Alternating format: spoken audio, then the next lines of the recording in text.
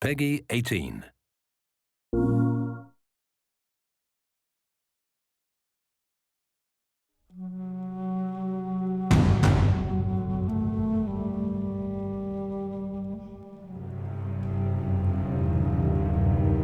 Don't make a sound.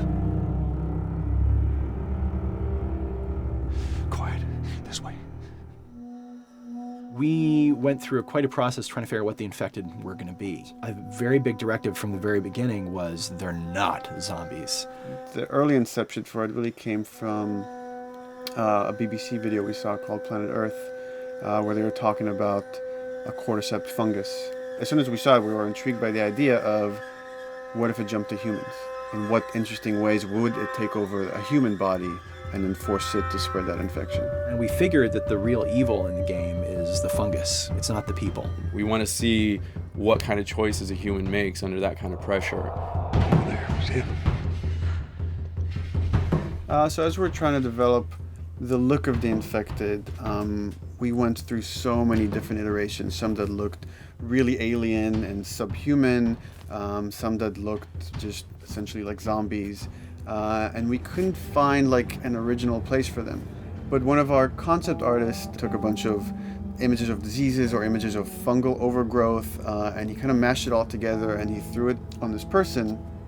It was definitely very challenging to try to convert that 2D concept into 3D, getting kind of the feeling right from all different angles. This isn't some decaying corpse on the ground. This is a living thing that's going to be coming after you in the world. And it seemed so creepy and so unique that right away we gravitated towards it, and it's like, this is our base infected. Everything should kind of come out of this look. They use a form of echolocation to track down their enemies. Just like bats or even some blind people can see by making a clicking sound. We're like, oh, what if they make this sound and now they can see in the dark? A sound that on its own wouldn't be very scary. And then to associate it with something that people in this world are very fearful of, so that as you're exploring an environment, all of a sudden you hear this click and you're seeing everybody just get frightened, just everybody duck, everybody hushes.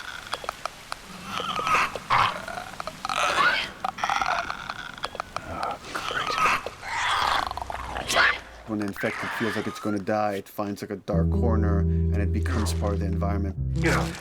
The fungus grows out of there, and if the fungus lingers there long enough, then spores will come out, and if people can breathe those spores, they become infected as well. Pretty much everyone in this world has had one of their loved ones at least become the infected, so they lost someone this way. It's a pretty brutal fate if you know you're headed down that path. You've got some hard decisions to make. Yeesh. We actually made it. It's called luck. And it's gonna run out.